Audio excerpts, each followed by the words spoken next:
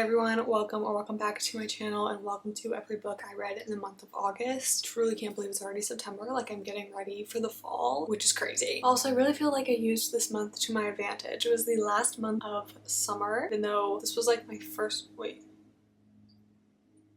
oh my gosh, this was my first summer out of school. I graduated in December, so that feels shocking to me because it already feels like I've been out of school for so long when I haven't been. It's not even been a year. Oh my gosh. Okay, well, while I deal with that realization, let's just jump right into the first book I read this month, which was The Perfect Couple by Elin Hilderbrand. I actually read a lot of Elin Hilderbrand this month. I think I read 3. Oh my gosh, no. I read 4-ish books from her this month. I think this book might be one of my favorites from her. I rated this a 4-star, and I was so excited to pick it up because it's the third in a series, but you can read them all as standalones because they're really just interconnected. Like, they just have similar characters, but they don't really talk about what happens in the other books, so you can definitely read them as standalones. I read them in order in the series. Like I said, I don't think that really matters, but also this book is about to become a TV show, which literally comes out in a couple days, which is so crazy. I'm so excited to watch that. But obviously it takes place on Nantucket, but we're following this couple who is getting married, and on the day that they are supposed to get married, the maid of honor is found dead. And so you follow the chief of police as he's trying to figure out what happened to this girl and the mystery surrounding her murder, because they don't know if it's a murder or an accidental death or what happened at all. You also follow the couple and their families as secrets get uncovered on all sides. It was the perfect mix of romance and mystery, which Miss Elin does so good. And honestly, I thought that this book would be a 5-star until the very end. The last chapter just kind of ruined it for me. It didn't give me the closure that I needed or the ending that I wanted, to be honest. So I'm very excited to see what the TV show does with this book, if they follow a similar path, if it's very different from the book, because I read at the beginning of August, so it's still gonna be fresh in my mind when the TV show comes out, but not too fresh, if you know what I mean. I'm very excited about that. And then the next book I read in August was The Timekeeper's Secret. I rated this a 2-star, so I don't think I would recommend it, but I will tell you the premise because it has such an interesting premise, so obviously you can decide if you want to read it or not. But I don't want to spend too much time on my thoughts about this book because this book was in 2 different videos on my channel this month, plus it is self-published, and I feel like I am literally bashing this author's dreams, and I don't want to do that. Just because the book was not for me doesn't mean it won't be for you, but the premise was so interesting. I think my hopes were just very high going into this book. But basically you follow our main character who is going into this timekeeper's school, and in this school literally everyone is learning how to be a timekeeper, which basically like they can time travel and do all sorts of things like that. So you follow them while they go through the school. I'm assuming this is like year 1 because it's the first book in the series, but this is the only book that is out in the series right now. It very much gave me Harry Potter vibes when I read the synopsis, and honestly in the very beginning of the book as well. I just found it a bit too predictable. The writing didn't really mesh with me as well, so like I said, personal preference. And then I listened to the Marlow Murder Club. I rated this a 3 stars. This was just a light-hearted, cozy mystery, and also I was reading this book at the same time that I was reading Sherlock Holmes, which we will talk about in a second, but it was very much giving me Sherlock Holmes vibes, but in modern day England. I am so bad with names. I feel like I can't remember any of these main characters' names, but basically you follow the main character and she hears her neighbor getting shot, and so she phones the police and she's like, my neighbor is shot, like come help, like I heard him get shot. And the police kind of like don't believe her at first, but then obviously they find the body, things are uncovered, and she basically plays detective in this book, which was so interesting. I think it's so funny when people are like playing detectives in books, and she did that. And she is also an older character. I don't remember if it ever says how old she actually is, but she is a bit older. She ends up making some friends along the way. It's just such a cute main character. But I will say I don't think I'm gonna keep going with the series because, like I said, it very much reminds me of Sherlock Holmes, and I'm reading Sherlock Holmes right now, so I don't want to read them both at the same time. I would rather read Sherlock Holmes right now, so if I end up circling back to the rest of the series, then that's good, but if not, like, I won't be sad about it, you know what I mean? Like, that's kind of how I felt about it. It was very lighthearted, very good to listen to while doing other things. Like, for me, a lot of audiobooks that I listen to, I'm either walking or I'm working or I'm doing like chores around the house, so I need them to be something that I can easily follow along to. So if you're looking for an audiobook that is an easy read, or I guess an easy listen, definitely recommend this one because I thought it was super easy to listen to. Some audiobooks are just too intense to listen to. Like, I feel like I miss parts of the book when I'm listening to them instead of reading them, or I feel like I'm like missing out on the experience, if that makes sense. I don't know, but that one was a good listen. And then I found my first 5-star book book of the month, which I still think about this book. I want to find another book that is like this, and I'm actually going to the public library later today, so hopefully I will find another book that reminds me of this one. I'm just in such a Lords and Ladies Regency era vibe right now, but this is Carnegie's Maid. I have not heard anyone talk about this like ever. I've never even heard of this author before, so I was very excited to go into this book fully blind. Also, I'm pretty sure I was convinced to pick up this book because it says Downton Abbey fans should flock to this charming tale, and I did.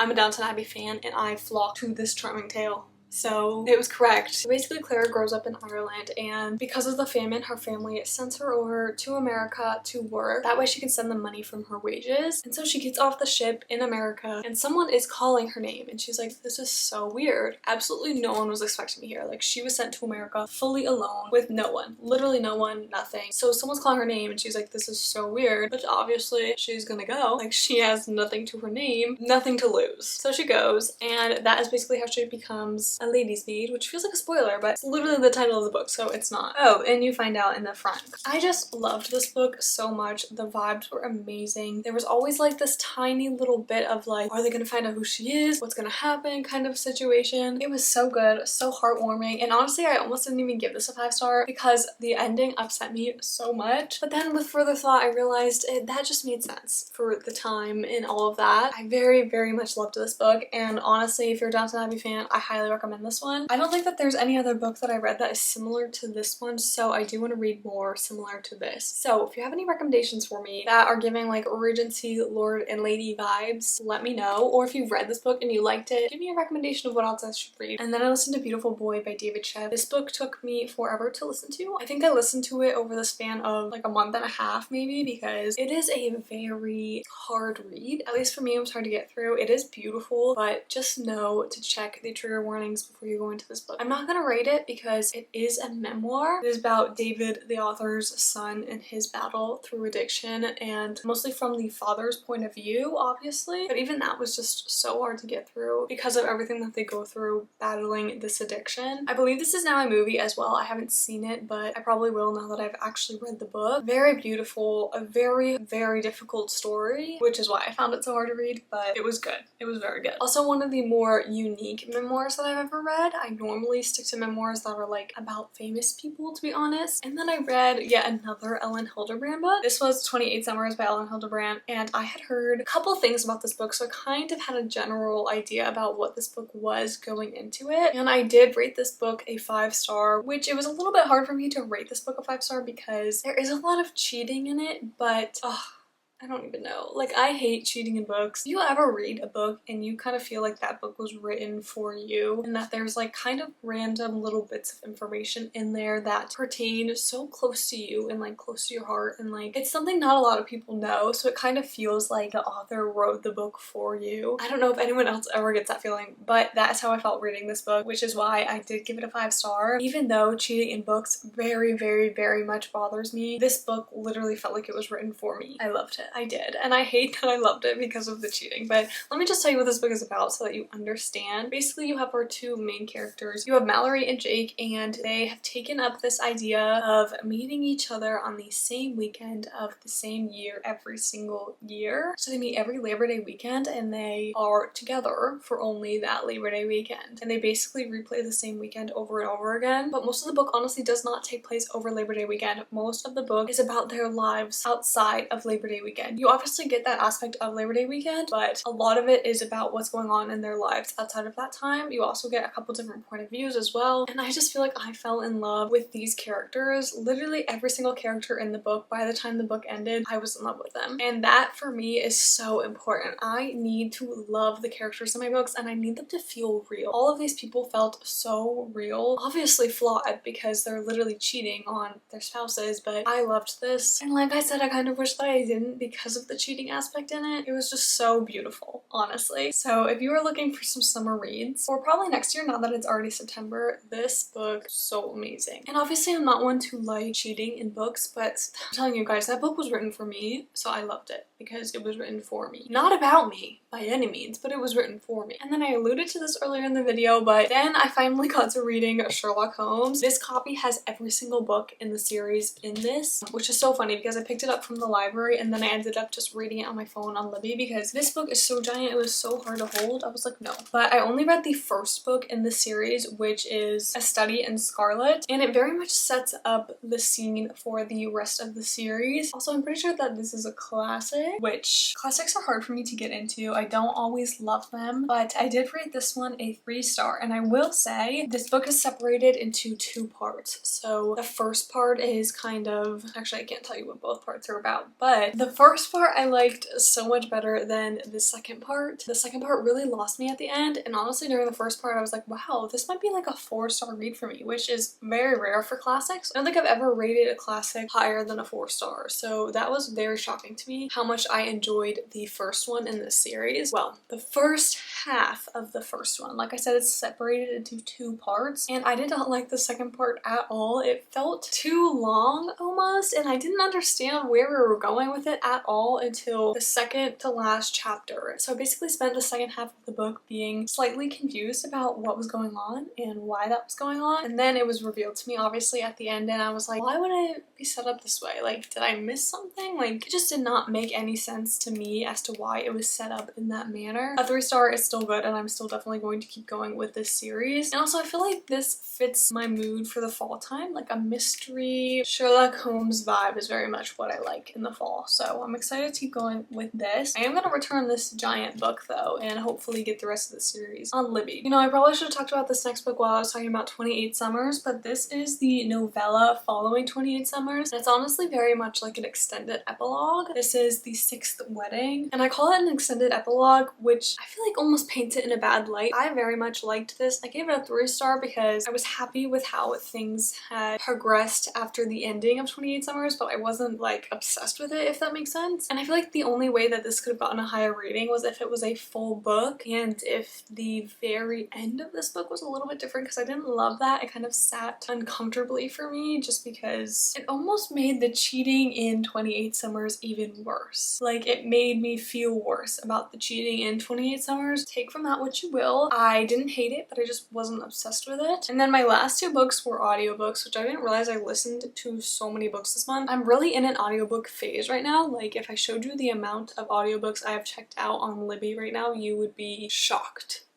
Truly astounded. I think I have 4 or 5 right now, which is crazy, especially because you only get the books for like 2 weeks. So anyways, let's talk about the Guncle Abroad. This is actually the second book in a series, and I listened to the first one as well, and the author actually narrates both of these, and let me tell you, he is an amazing narrator. He just gets the characters perfectly. I'm just obsessed. Like, this is the level that all audiobooks should be at. I was literally doing my work at my desk, laughing out loud at this audiobook. Obviously the book itself has part of it, but the way that the author decided to narrate this, amazing. Like, he is amazing at narrating. I was literally laughing out loud as I was reading, and I was like, thank goodness that I work from home, because if I was in an office listening to this and laughing out loud like I am right now, I would be so embarrassed. But this kind of follows up a couple years after the first book. But I'm going to say what the first book is about because I don't want to spoil anything. So in the first book, you follow our main character, who is the Guncle, aka the gay uncle, and he starts watching his brother's kids because his brother's wife died, and the brother decides that he needs to go to rehab, so he sends his kids to live with their Guncle, and he has all of these crazy funny rules, and he really progresses as a character in both of the books. I really enjoyed it, and I feel like both books managed to cover heavy topics while still being very lighthearted, which I very much appreciate. And like I said, if you're thinking about picking up this book, definitely check out the audiobook. Oh, did I ever say that I rated this 4-star? I think I might have liked this book even more than the first one. I highly recommend this series. They only have the 2 books out right now. I don't know if there's more books coming out. I have no idea, but both the first book and the second book are so good. And now we are getting to my last book of the month. This is Swan Song by Elin Hilderbrand. Like I said, I had an Elin Hilderbrand packed last month of summer because I really just wanted to squeeze in all the summer reads that I possibly could, and Miss Elin has been one of my favorite summer authors because I'm obsessed with the idea of Nantucket. I've never been. I really want to go next year, so hopefully I get to do that. But But Swan Song was the last book in her Nantucket series. Originally when this book was published, I thought that she was done coming out with books and I was very sad, but she has so many books that she's published, so many that I've yet to get to, and also want to read the Winter series by her once it gets colder out. But anyway, back to Swan Song. Like I said, this was the last book in the Nantucket series. Like I said before with this series, you pretty much have similar characters in each book, so you definitely can read them as standalones, but I feel like it might have a bit more of an impact if you've already met the characters, because this book mostly follows Ed, who is the chief of police, but he is retiring. So you kind of follow like his retirement and all of that kind of stuff. And if you've read the other books before this, you already have an attachment to him before going into this book, so I feel like that's kind of helpful since he is the main, well, he's not the main character, but he's part of the main plot a lot in all of these books because he's the chief of police. But basically in this book, a new couple comes to town and they start throwing like these super crazy parties, and they're really trying to like get their foot in the door in like the Nantucket social circles. But along with his retirement, he kind of gets gifted this last case. Not really gifted, but you know what I mean, because this new couple's house has burned to the ground and their personal assistant is nowhere to be found. I really liked how this book was set up, but I will say I wish I didn't listen to it. I wish I had sat down and read it. So at least for me, I feel like I would have enjoyed this book a little bit better if I had actually sat down and read it. And I think this might have been my first time listening to one of Elin Hilderbrand's book in audio format, because I do normally sit down and read them, but I just really wanted to read this book this month, and I knew listening to it as an audio would be the best way for me to get through this book. And I did rate this a 3.5, which is not bad at all, but I feel like it would have had a lot more potential if I had sat down and read it. I'm not fully sure on that. That's just a theory, but I feel like it maybe could have. And my main problem was just that I didn't feel connected to the characters. Like, obviously I love Ed because I've seen him in so many other Elin Hilderbrand books, but I feel like I wasn't really connected to anyone else because like the new couple, the Richardsons, obviously they were just introduced. I didn't feel that much of a connection with them because they were new. I didn't really,